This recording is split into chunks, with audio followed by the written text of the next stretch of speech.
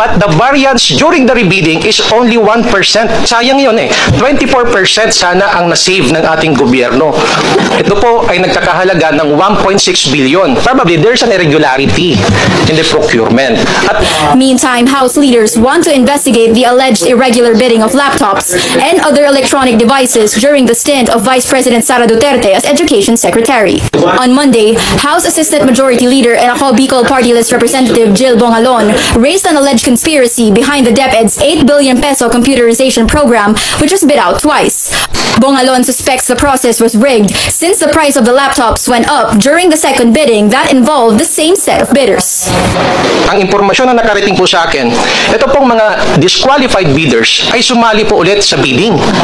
And worse, Madam Chair, they all qualified in the bidding, but the variance during the rebidding is only 1%.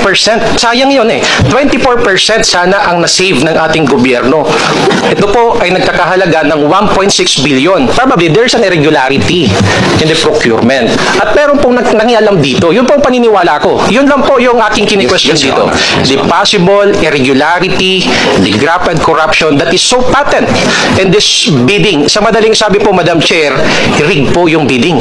This prompted lawmakers to require the agency to present all bidding documents related to the program. Another House leader, Gabriela Women's Party List Representative Arlene Brosas, also slammed the DepEd's failure to deliver nearly 20,000 laptops needed for e-learning in public schools.